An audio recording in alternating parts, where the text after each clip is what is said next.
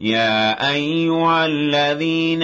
آمنوا إذا نودي للصلاة من يوم الجمعة فاسعوا إلى ذكر الله وذروا البيع ذلكم خير لكم إن كنتم تعلمون. أعوذ بالله بسم الله والصلاة والسلام على رسول الله محمد بن عبد الله. أمبادي تبشر الله جبا أمبو فوق ولي من دون كدل الله سبحانه وتعالى فعلك هنا ناكاكشنا كبركة على كوجديننا وكلنا بلا جلنكا. أنغا جمع كتبا من نامي ولي كسي جمع مصر ولا كالما موكا كتبا ولا سيا ما ولا دنيا كفو بي أمبي سيغاسو كندوغو أمبي سيغدالا مي نابي ولي كو كالتغلا جمع مصر بلا ولا من بي أنغا جروب ما نيما با من بي سيغاسو عليك جمع مصر كونو الأستاذ الفاضل الشيخ أمادو برتي abina kutuba min kɛ an ye an ka jɛ ka baaraw seereya ɲɔgɔn fɛ misiri welelen kɔfɛ k'a fisaya ka tɛmɛ fɛn caman kan ala ye fɛn minnu dan ala y'a bonya ni fɛn belebele mun ye n'an bɛ sinsin o kan ni fɛn tɔw bɛɛ lajɛlen b'o minɛn kɔnɔ o ye hakili ye hakili min bɛ adamaden ni fɛn tɔw bɔ ɲɔgɔn na ala bɛ adamaden bɛ hɛrɛ ni bɔnɛ dɔ ni hakili min ye a bɛ tɔɔrɔ ni nafa dɔ ni hakili min ye n ko hakili nin danyana adamaden na kaban foyi tɛ ni ɲɛnamaya danfɛn tɔw cɛ baganw cɛ ayi ɲɛnama fɛn tɔw yɛrɛ bɛ fisaya kɛcogo la ka tɛmɛ e kan bawo olu nafa bɛ kɛ n'o sogo bɛ dun ni bagan muruti la a bɛ faga a bɛ dun nka adamaden e mana muruti ka ban ka kɛ kelennabila ye ka kɛ mɔgɔ ye min tɛ ɲuman kɛ ni hakili ye a tɛ ɲuman ɲini i bɛ laban ka kɛ mun ye i bɛ kɛ degun de ye adamadenya yɛrɛ ma ka kɛ tɔɔrɔ ye i sigiɲɔgɔn bɛɛ lajɛlen kan adamaden min ni hakili de ye ka ala ta'ala ka ko baw ni tamasiyɛn baw jatew minɛ ala ka fɛn ba minnu danna n'o hakili kelen de ye adamaden yɛrɛ bɛ fɛnw ɲɛɲini ka sɛgɛsɛgɛli kɛ ala ye dɔnniya mun d'a ma k'olu fɛnw bila kɛnɛ kan ni nafa bɛ kɛ n'o ye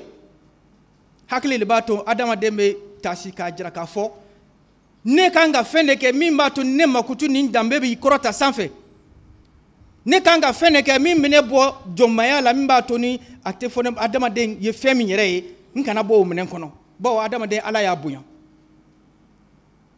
n'an y'a lajɛ adamadenya yɛrɛ kɛcogo la adamaden ka tabiya la an ka taabolo la ɲɛnamaya la yan adamaden a bɛ dulon fɛn na a hakilina na a kɛwale la a taabolo la a mana ye mɔgɔ min n'o fanga b'o la ka tɛmɛ ale kan tɔgɔ b'o la wala barika b'o la ka tɛmɛ ale kan denmisɛn bɛ tugu mɔgɔba nɔfɛ den bɛ tugu mansa nɔfɛ dɛsɛbaatɔ bɛ tugu setigi nɔfɛ barikantan bɛ tugu barikatigi nɔfɛ dɔɔnin tɛ min na o bɛ tugu dɔɔninkɛbaga nɔfɛ o fɛn minnu ye kɛnɛ kan sa n'ala y'an ko a k'an ka taabolo ye jateminɛ b'o la e tugulen bɛ min nɔfɛ n'a y'a sɔrɔ k'a fɔ k'a bɛ taabolo ɲuman ni kɛcogo ɲuman kan e bɛ kisi a sababu la nka ne gulonnen bɛ min na hakilina jugu de b'a la a bɛ ka tiɲɛni de kɛ ɲuman t'a kɔrɔ sira ɲuman t'a kɔrɔ hakilina jugu min b'a la a bɛ tiɲɛni kɛ e yɛrɛ bɛ kɛ tiɲɛnikɛla nɔfɛ e bɛ adamadenya yɛrɛ taabolo yɛrɛ bila nafa tɛ ye ka adamadenya la o de kama ala ye sariya dilan an ye k'a fɔ an ye mɔgɔbaw mɔgɔ ɲɛnamaw an ka tugu olu nɔfɛ an ka olu ladegi mɔgɔninw tiɲɛnikɛlaw an ka olu nɔ bila an k'o ye k'o to yen mɔgɔ kɛrɛnkɛrɛnnenw ala ka lahiyaru a ɲɛmɔgɔba yɛrɛ ye jumɛn ye n'o ye alakira muhamadi sallallahu alaihi wasallam ani jɔn minnu yɔrɔ yɛrɛ di ala ta'ala ma o cogo la ko an ka tugu olu nɔ kan kuranɛ ko an ma ala ko an ma kuranɛ kɔnɔ laqad kana lakum fi rasulillahi uswatun hasanatun liman kana yarju llaha wal yawmal akhir wa zakara la kasira suratul ahzab kɔnɔ ko ladegin cogo ɲuman de bɛnnen bɛ a k'o de kɛ alakira ka k'o la sallallahu alaihi wasallam ni mɔgɔ min b'a jigin ko ale ala bɛ yen kɔni n'i b'a jigin ko lahara bɛ yen e de kan k'o kɛ ka miiri ka taasi kosɛbɛ o la sa adamaden hakili ɲuman mɔgɔ min hakili ka kɛnɛ i bɛ k'o lajɛ ni hakili ta filɛli de ye i bɛ faramasiya ba sɔrɔ hɛrɛ mɔgɔ ni bɔnɛ ni ɲɔgɔn cɛ nafa bɛ min na ni tɔɔrɔ bɛ min na min bɛ n'i sama ka taa hɛrɛ la min tɛ i sama ka taa hɛrɛ la i b'o dɔn adamaden ɲuman hakili kɛnɛya bɛ mɔgɔ min na e tigi komi dimɔgɔba kasa bɛ fan fan i b'o nɔfɛ o tɛ kɛ adamadenw a ka siran Alahu Ta'ala ɲɛ aya do ka fo abe la jarabili so de kono ani ala ka fesa so ala ba la jarabi ni nogoya ni geleya yi ni bana ni kenaya yi ni soro ni fantanya yi aba la jarabi ni ndon ye ani femu yere nyamune no ni hakili tete a pharmacie do ka bo nyogona aba la jarabo chugola ni ma nyanama ni mogoni wi ok masa hakili ma e ka jodi ala be kala duma insa o de kama ala kwama wajalna ba'dakum li ba'din fitna atasbirun ko ale ala taala yanda dien kono kan do ka do la jarabi fantan kene me ka fentigi la jarabi fentigi kene me ka fantan la jarabi kene ba to kene me ka bonabato la jarabi bonabato kene me ka kene ba to la jarabi wala sa ko yalo ale ko la jarabi li atasbirun yala be sabale abe ko fewa na man ko fa be munke akanga ko adama den fe akanga kun silame fe mo gam dalembe allah ta'ala la wala sa fendo de be no nyagam ne mbambolo bi no de yantunu ne ka hake anin ka horanya independent tan yere ani hake ni nunu ma don ka bo nyogona foyti nyebo adama de man ka taka yere kun fe wala sa na ya sor ka foko adama de mo ko kelen be sileme ya kelmeti anka femi wajibale mbe ka no e kan ko ke hake ina e ko de ke folo ka sor ki ka hake nyini na ya sor ko mo ko kelen be kumbe o ka chugola mi nyine mbe fe ko ke ka sor ka mi wajibale mbe ka ko nyini be sor ko nyini wallahi hakli sigi danaya ani lafia ani kisi kumbe ke ka jambe labo folo silamaya sinsinan de kan ala kira no ka mago sallallahu alaihi wasallam sahaba ni aka ma nyuma be baraka nen de kan fuka na se bi ma jon kelengele munum be o be ko ni o ko kelende ma adama de yanka o de tunu nana o kuma be ala ta'ala daily an yu'ida lil insaniyati majdaha wa izzaha ala adama de ndan na ka seye ka bunya ka fisamanti aka teme fen chaman ka dan fauna ka dam ka ko no du ko ka faun be ko adama de e bi siga ta baraka kan be ke don isago dafe ay fen fanyina allah ta'ala fa ya dama ka qur'an jigan kama kitabu jigara adama den kama ka ci deunci ka suran do yere togoda adama dena qur'an kono adama den boyana de ka perpelet ga adama den mi tien ka haka udin wajiba ko perpelet ga wala sa o haka nunun kono mi me wajiba yere ni mi ni daba ma allah ta'ala cha ko fo mimi wajiba yere ni yere baku inni cha ubey ani mimbe ni ka koleke ka demba ni ka maramuga cha ubey mimbe ni sigi nyogon che ani ka jamana deun che foka ta se dabaw ma foka ta se environnement yere ma sigi da yere ma ama ka foko muso do dona janema kono ka kungo ya soro jakuma no fe ama ka foka cha do fana arjena sono wulu sababula ola sa no et bagan yow adama den kanka ke chogo do la sa keren ni islamé ni keren nyuman kelay ni e toro da jakuma kan ay kunango ya soro ni hinena wulla ka ji gama de di wuluma wulum mina akara sababu ka kuna ja soro o kuma ne kara sababu adama ni nyuma adama den to madu kuma te islamé ma wode kama ala fa en qur'an kono aya sabul insan an yutraka sudda adama den ebi fe ka to yera ma tende mi mani ja fota ni ketala ote hakle mana min be ma ka kenti ayi ala ma dama den dem kuma ode kama forani qur'an kono suratu taha kono faman ittabahu daya fala yadilla wala yashqa ni tugura ne ala ta'ala ka kanna ya inko ite fili ite kunango ya jana ite kunango ya lahara fe folo mi ni ala kira muhammad sallallahu alaihi wasallam nasira madina ay bara folo dumenke ay balmaya juru de siri mo no nyongonche ku ke kile folo ka balmaya de la madina kawni sahaba mo islamu no nyongonche o ko fa ay kuma folo dumen fuye sallallahu alaihi wasallam afshu salam wa atimu ta'ama wa sallu wa nas niyam tadkhulu jannata rabbikum bis salam ay fa folo dumen fo ko ay kishi charani nyongonche kishi nyemu ya salamu alaikum ya daratai e dusukun ka giya ka siɲɛ mɔgɔ ɲɔgɔn ma a ka nafolo kisi k'o to yen a muso to yen a danbe to yen a ka hɔrɔnya to yen fo a ka hakilila tigɛ k'a fɔ nin ye ne yɛrɛ dɔ de ye sa o de ye silamɛya ye ko silamɛya ye balima kelen ala kɛra o fɔlɔ de ɲini sallallahu alaihi wasallam ka tila ka mun ɲini watimu ta'ama ladumuni ni salam fana ni ɲɔgɔn cɛ kisi donna ni ɲɔgɔn cɛ adamadenw hakili bɛ sigi watimu ta'ama ay mɔgɔw la ay ɲɔgɔn ladumuni sumana n'o kɛra niw bɛ lafiya aw dara ɲɔgɔn na dumuni ay ɲɔgɔn ladumuni niw lafiya la a sɔrɔla ka sabanan jumɛn fɔ wasallu wa nasu niyam e bɛ sɔrɔ ka ci e ma sisan a ye seli tuma daminɛ ni mɔgɔw bɛ sunɔgɔ la tɔw bɛ sunɔgɔ la tuma daminɛ n'u kunkolo nɔrɔlen bɛ kungorodonnaw na sunɔgɔ jan bɛ dugukila jan bɛ i kun wuli ka se ka wuli ka dɔ fɔ Alahu Taala ka Ala deli hali n'a kɛra jɔko fila ye k'aw ko ka mɔgɔw to sunɔgɔ la mun bɛ bɔ o kɔnɔ tadkhulu jannata rabbikum bisalam a bɛ don adama ka arijinɛ kɔnɔ ni kisi ye donc fɔlɔ ɲɔgɔn ka hakilila tigɛ k'a fɔ ne tɔɔrɔ tɛ se karisa ma karisa ka tɔɔrɔ tɛ se ne ma n ka nafolo ni n danbe ni n tɔgɔ la ani n ka muso ni n denw na ani n ka bagan ni n ka fɛn bɛɛ la kelen an ye ɲɔgɔn ladumuni ni hakilila tigɛla fila sisan e n'i ma Alahu Taala bɛ se ɲɔgɔn ma Ala bɛ sɔn ka sɔn e la i bɛ sɔrɔ ka Ala bato dugukila fɛ Ala b'o minɛ k'o bila minɛn jumɛn kɔnɔ k'o sara kɛ i bɛ arijinɛ sɔrɔ o y'a laban ye ne b'o le fɔ a ye kuma bɛɛ n ko Ala ye adamaden dan fɔlɔ de ka sɔrɔ ka fɛn d'a ma ka diinɛ d'a ma ka taa sira jira a la an mana taa sira sɔrɔ dugukolo kan koyi an fa Adama nana alayhi salam Ala ka sɔrɔ ka sira de dɔ a kɔrɔ fo ka na se bi ma fo ka na se Ala kɛra ka diinɛ sallallahu alaihi wasallam donc n'i ma adamadenya dilan n'i ma mɔgɔ tɔw gasi sigi i ma mɔgɔw to yen foyi ma ɲa fo k'o de don a hakili la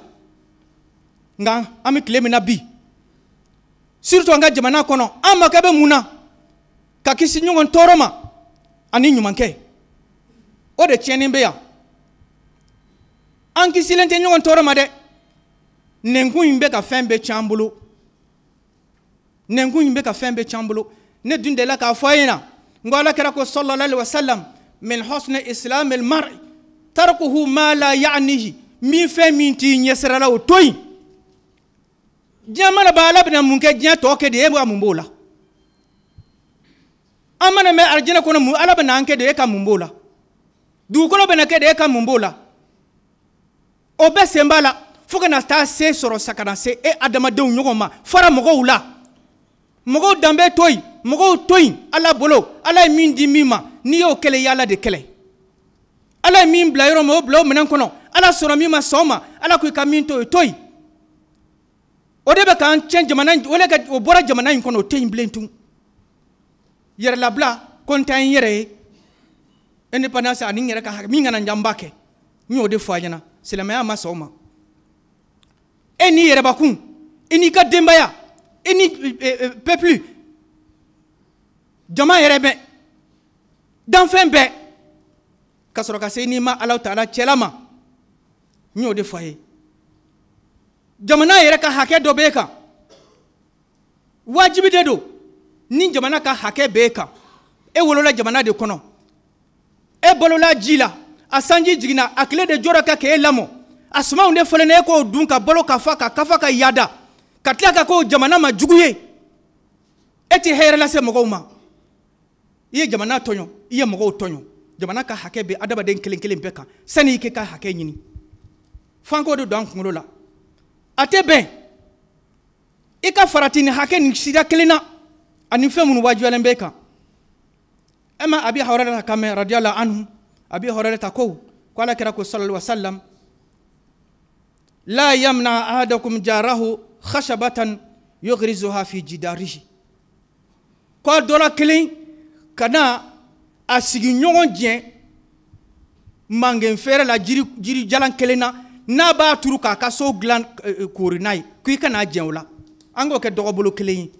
ye adamaden an n'o cɛ ka jan bi dɛ a fɔ an tɛ se ka kari ka dɔgɔbolo kelen di mɔgɔ ma a k'a ka so koori n'o fɛn o bɛɛ bɛ fɛn min kɔnɔ an tɛ fara mɔgɔw danbew la an tɛ fara mɔgɔbaw la Mali an banna fɛn bɛɛ la jamanatigi tɛ to dɔɔnikɛlaba tɛ to Ala ka mɔgɔba tɛ to tɔgɔ mana kasa mana mɛn fɛn o fɛn na an ko kɔfɛ an k'o senkɔrɔ cɛ k'o bɛ yen ko ye silamɛ ye e b'a la kɛlɛla ko ye silamɛ ye n delila ka misaliya d'aw ma yan maçon k'a ka so jɔ k'a ɲa e tɛmɛ to e bɛ yɔrɔ dɔ filɛ ka so nini wala e bɛ so ni saboter ka damɔrɔ ci a la maçon kɛ tulo b'o mɛn ko e bɛ ko diya ye wa donc ala y'a ka danfɛnw na ka min di min ma ne ko i bɛ o kɛlɛ o nɔfɛ i b'a la de kɛlɛ la i tɛ ko diya la ye e kana seli yɛrɛ silamɛya to yen taabolo i tɛ sira taabolo si kan o la sa diinɛ ye min ye nin ye an bɛ taara ka fɛnw mɔgɔw bɛ taara u yɛrɛ kunfɛ de lasigiw kɛra jamanabaw kɔnɔ angilɛ jamana kan faransi jamana kan ka silamɛya diinɛ ni alakira ka hadisa sallallahu alaihi wasallam k'o ta k'o lajɛ yala baara bɛ se ka kɛ n'a ye wa bɛn dɔɔni kɛra ba ninnu farajɛ ninnu bɛɛ nana bɛn an kan ko ninnu mun kɔni filɛ nin ye ko diɲɛ mana taabolo mana kɛ nin ye ko diɲɛ bɛ lakisi sabati ni hɛrɛ ni dususuma ni kisi bɛ na Paris ta kɛra 1981 Londres ta kɛra 1980 a ye tarikiw lajɛ a fɔ diɲɛ bɛɛ bɛnna diinɛ kelen min ma k'a fɔ k'an ka ɲuman kɛnɛ an bɛɛ bɛ k'o le bɔrɔtɔ k'o faran ka dankari o la alakira y'a dilan ka d'an ma sallallahu alaihi wasallam o de kama dɔɔni kɛraw ko ya rasulallah banayta lahum ruknan min al akhlaq dayya'u rukna fa anhadama turaba alakira muhammad sallallahu alaihi wasallam jogo ɲuman kɛ kogo bolo ye beton kogo ye ka d'u ma k'u lakana ka kunnaja fɛn bɛɛ d'u ma o ye dankari o la a karila ka jigin ka kɛ bugurinjɛ ye o bolo ala k'an kisi n'a sɔrɔ adamaden bɛɛ kun tugura fɛn nɔfɛ ala kɛra na hadisa bɛ ka mun d'an ma sallallahu alaihi wasallam ala ka kumakan na diinɛ taabolo ɲuman na kɔngɔtɔ tun tɛ yen mɔgɔ kanangolon tɛ yen kɔngɔtɔ tɛ sɔrɔ yen banabaatɔ tun tɛ kɛ yen dɛsɛbaatɔ tɛ yen wallahi kunnaja ni hɛrɛ ni dususuma tun bɛ diɲɛ bɛɛ labɔ bɛɛ kun hakili bɛ sigi an ban'o de ma o de kama an ye ala kɛra nɔ min bila ka ban o baara kɛli ma k'an yɛrɛ taw ta ka hakilinataw ta ka ban diinɛ na a dun fɔra an ye kuranɛ kɔnɔ falyahzari allazina yukhalifuna an amri an tusibahum fitnatun aw yusibahum azabun alim suratu nur kɔnɔ mɔgɔ minnu bɛ ala kɛra sɔsɔla a k'a yɛrɛ kɔrɔsi dɛ an tusibahum fitna bɛ jigin aw kan dɛ wala ala ka lajabali yɛrɛ bɛ jigin aw kan a y'a lajɛ n'an sɔnni bɛ ala kɛra ka fɔ aw ma n'o ye cɛ n'an tugulen b'o kan an bɛ fara ɲɔgɔn na an tɛ dankari ala ka mɔgɔbaw la an tɛ dankari faamaw na foyi bonyanen tɛ yan bi jamana in kɔnɔ nka ni adamaden indama la nadri ma hiya alhayat kayfa yumkinna an na'rifa ma huwa almaut valeur min bɛ ɲɛnamaya na n'o tununa adamaden na kaban bɔnɛ bɛ saya la e t'o dɔn ayi ليس للحياة قيمة إلا إذا وجدنا فيها شيئا ننادل من أجله نفات نينما لا valeur tala tono tala fo naya donc a foro nyinama ya nkono fende be ambo le lakanda ko tanga ka o le sege ko nyini ni de fo ko le lakanda basigi ni sabali kam go to herela no te nyinama ya ko na te fo nya andun to nyinina ko ma me do okay اللهم أنت المعافي فعافينا وأنت الشافي فاشفينا وأنت القوي فقوينا وأنت المعز فعيزنا وأنت الغني فأغنينا وأنت الرحمن الرحيم فارحمنا برحمتك يا أرحم الراحمين أقول قولي هذا واستغفر الله لي ولكم ولسائر المؤمنين والحمد لله رب العالمين أخذ سنة ولا نوم والصلاة والسلام على أشرف الأنبياء والمرسلين سيدنا محمد وعلى آله وصحبه وسلم تسليما malma nya fa ngo fendo de be o de tunun bana hake nka hake min bene kan ani nka horonya dan yoro min bola anto farafasiate nunu na ambolo silamaya ka horonya ke chogodi malma adamade e bi se ka balo ke kanyana maya ke kay nana kili ke ka finya bali ite nana kili militi dama n'a tɛmɛna miniti 6 ka se 10 na dɔrɔn ni ma nana kili se i bɛ taa fan wɛrɛ fɛ adamaden bɛ se ka ji ye k'a to yen dɔgɔkun 2 i tɛ ji min n'a tɛmɛna dɔgɔkun 2 kan n'i ma ji min fɛn wɛrɛ bɛ bɔ a la e yɛrɛ bɛ se ka mɛn i yɛrɛ ye adamaden bɛ se ka dumuni to yen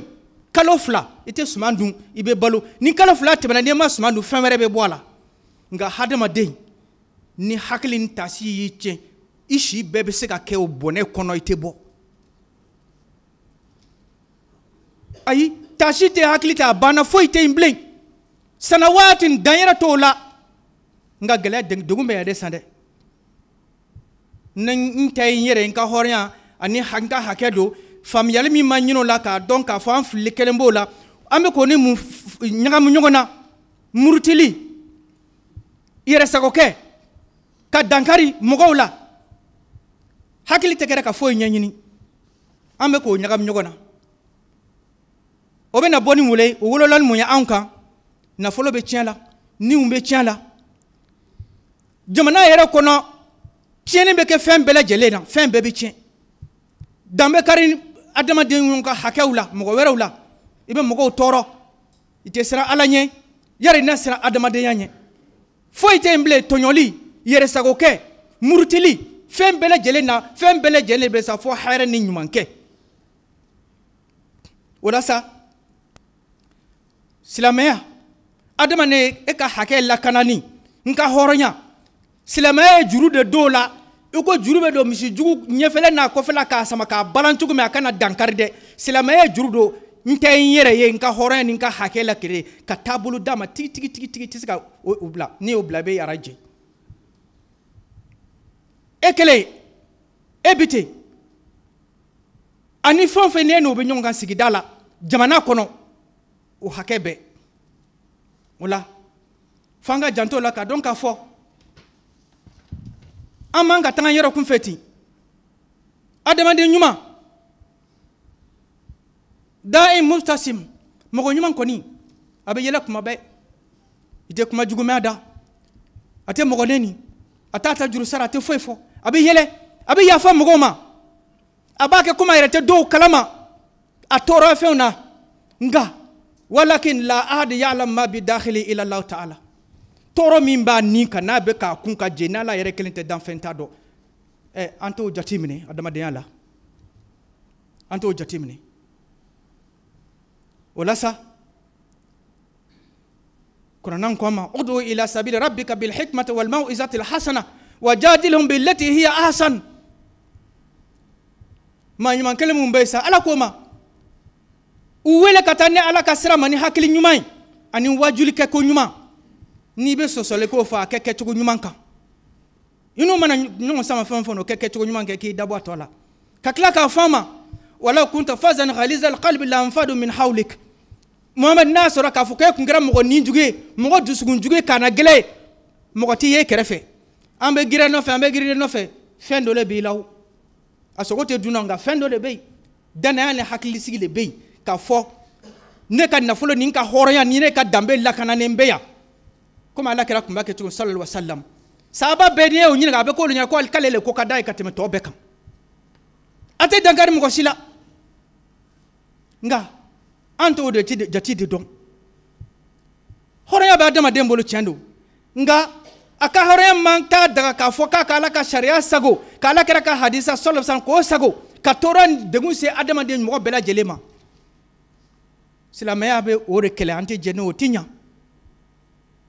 ma hakili jiga hadisa kelena Nu'man bin Bashir radiyallahu anhu ani nabi sallallahu alaihi wasallam Nu'man bin Bashir ya hadisa kele min fok mala surnyana mogo munu no jera kado kurun kono do be sanfe do be duguma munu me duguma mala surnyana jigo ma lu nana fo ko be kurun wo do so yora fe ko lu be ko ka jibo yora yi abe baji sanfe ko ka wo bo kuruna burka aka ke ji soli here to ko fede mimbe sanfe mimbe duguma beka bona bala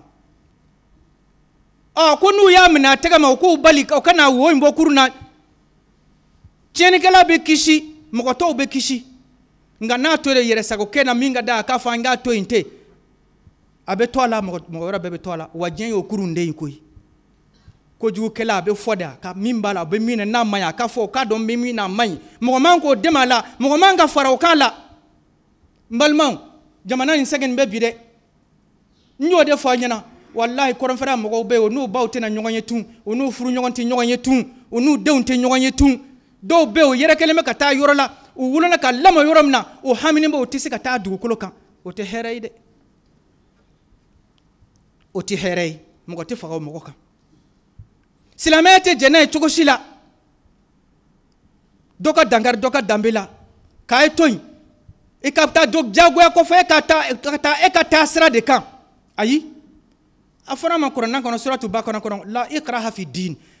jagoyali karabali tɛ diinɛ na tun alakira nana fɛn bɛɛ banna ala tilala jagoyali t'a la bilen ko tiɲɛ ni nkalon bɔra ɲɔgɔn na a ye bɛɛ to a yɛrɛ ma o de kama an hakili bɛ jigin an pateba ka kuma dɔ la ala ka hinɛ la ko n'aw bɛ yɛlɛ kulu fɛ kulu yɛlɛndala a bɛ se ka caya ko nka kulu kuncɛmala tɛ fila ye kelen don a bɛɛ bɛ taa ɲɔgɔn kɔrɔ kuncɛma kelen de la ye n'a sera o kuncɛmala la ye min sigiyɔrɔ bɛ o na dɔn min sigiyɔrɔ ma sɔrɔ o bɛ dɔn nka a ma kɛ e ka baga dɔ ma ko f'a ye na tɛmɛ e ka sira le fɛ ka yɛlɛ kulu fɛ ayi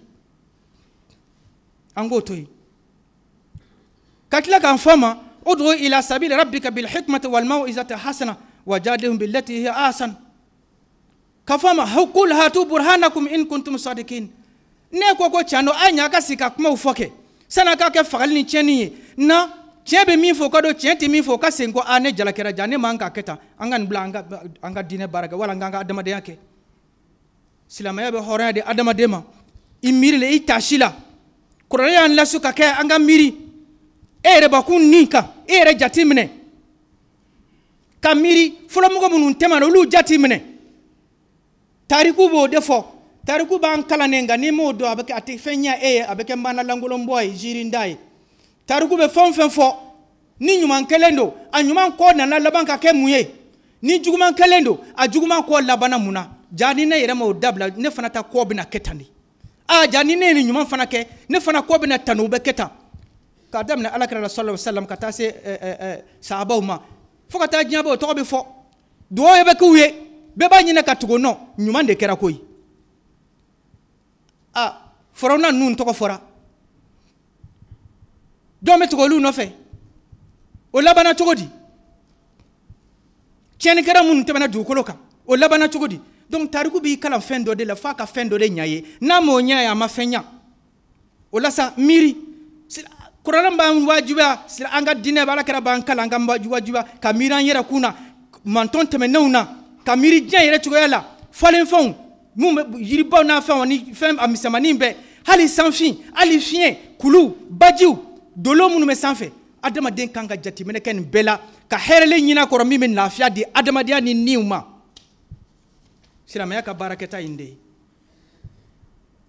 o la sa silamɛya tɛ sɔn an ka ɲɔgɔn denw an ka ɲɔgɔn mako sa an ka ban ɲɔgɔn na fɛn mun kɛra jamana in kɔrɔ a bɛɛ b'a kalama sisan k'a daminɛ jamana marabagaw ala bɛ k'an kalifa minnu ma fo ka na taa se an yɛrɛ damaw ma yan an ka mɔgɔbaw ma dɔɔninkɛrabaw ma min kɛlen bɛ a b'a dɔn fɛn min t'i ɲɛsɛrɛli daminɛ ka bɔ o la ne tɛ fɛn min don o to yen kana nkalon tigɛ kana hakili ni bisigiya minɛ kɛ ka baara foyi fɛn foyi tɛ silamɛ ɲumanya tɛ i bɛ bin na